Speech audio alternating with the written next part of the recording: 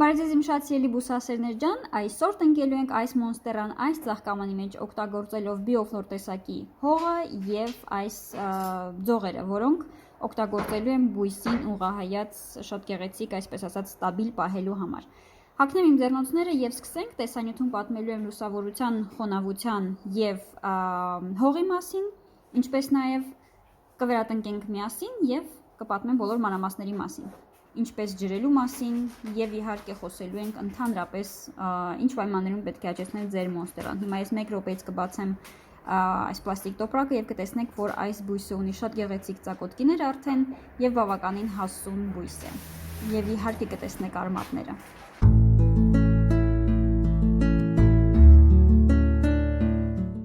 Ես այս ամբողջ տեսանյութը մի քիչ կարագացնեմ, որպեսզի ձեզ չձանձրացնեմ, եւ այսպիսով ինչ եմ անում։ Հողը լցնում եմ պարզապես ծաղկամանի մեջ,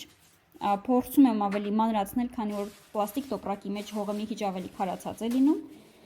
Հողը օգտագործում եմ բիոֆլոր տեսակի, որը ունիվերսալ, այսպես ասած, ունիվերսալ հող է եւ կարող եք օգտագործել ձեր բույսերի մեծ մասի համար։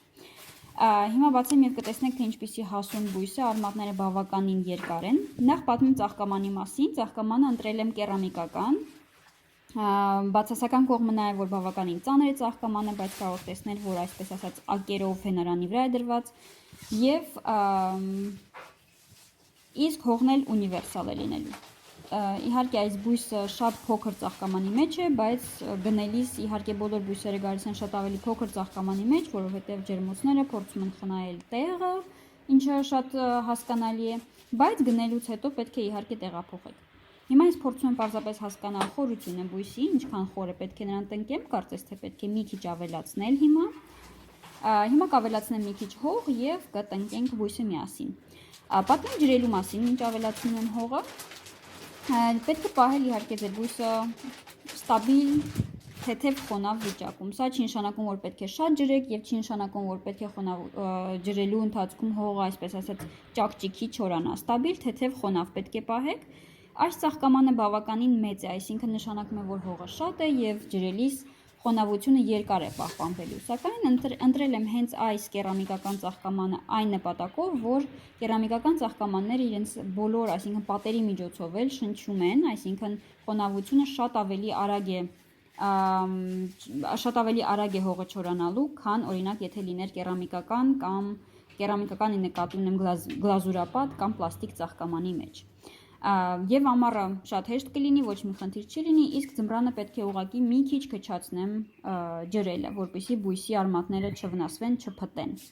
Տեսնում եք այս հիանալի արմատները, շատ եմ նկատել, որ գրում են, որ արմատները դուրս չեն գալիս, կտրում եմ։ Կարող եք կտրել, դա ձեր որոշումն է, եթե այդքան տհաճ են, ինձ շատ են դուր գալիս, այնպես ամբողջ կետնով փռված են տանը։ Բայց եթե ձեզ դուր չի գալիս, միգուցե կարող եք փաթաթել բույսի շուրջը, այսպես չկտրել միանգամից, կամ եթե կտրում եք ամբողջությամբ մի հեռացրեք, բայց միգուցե, չգիտեմ, կարճացրեք, հա, որովհետև այս օդային արմատները բույսին շատ անհրաժեշտ են։ Բույսը բնության մեջ հենվելով արմատներով բարձրանում է ծառերի վրայով, մագլցող բույս չէ, այսպես ասած, բայց օգնում է բույսին, արմատները օգնում են բույսին, որպեսզի բույսն ուղղահայաց աճի։ Բացի դրանից, ինչ ավելի կարևոր է, բույսը օդային արմատների միջոցով օդից խոնավություն է վերցնում, այսինքն եթե դուք ուշացնեք ջրելը, բույսը միանգամից չի չորանա, չի փչանա, այլ իր օդային արմատների միջոցով օդից կկլանի խոնավությունը։ Եվ ամեն դեպքում զուտ իմ կարծիքով շատ գեղեցիկ է, քանի որ շատ բնական է, հենց այս տեսքով է աճում բույսը։ Կարող եք տեսնել արդեն բոլոր իսկական ծակոտքիները բույսի վրա, ինչը վկայում է այն մասին, որ բույսը բավականին տարիքով բույս է, այսինքն ոչ թե ծեր է, այլ հասուն է արդեն։ Ինչ վերաբերում է լուսավորությանը, բույսը աճեցնելու եմ բավականին լուսավոր տեղում, տան պայմաններում ներսում է աճելու, քանի որ արևի տակ կարող է այրվել։ Եվ բույսը կդնեմ ներսում պատուհանին շատ մոտ, որպեսզի այսպես ասած ցրված, բայց շատ առատ լուսավորությամբ տեղում աճի եւ այդ դեպքում նա շատ արագ եւ լավ կաճի։ Այս մեծ ծաղկամանի մեջ իհարկե մնալու է մի քանի տարի, վերատնկելու կարիք չի լինի մոտակա մի քանի տարիների ընթացքում։ Բույսը սիրում է շատ խոնավություն, նաեւ օդի խոնավություն, այսպեսով կարող եք նաեւ բույսը ժամանակ առ ժամանակ ցողել։ Նամանավանդ ամռանը, երբ հիշեք անցնելուց կարող եք ցողել, դա բույսը շատ հավանում է։ Եվ այսպես, եթե դուք էլ աճեցնում եք, գրեք դուք ինչպես եք աճեցնում, ինչ չափի է ձեր բույսը, ունեք արդյոք տերևներ, որոնք իսկական ծակոտկիներով են, թե պարզապես այսպես կտրվածքներով են դեռ, եւ գրեք ձեր հարցերը տեսանյութի տակ, շատ մեծ ուրախությամբ կպատասխանեմ եւ իհարկե կիսվեք ձեր փորձով տեսանյութի տակ։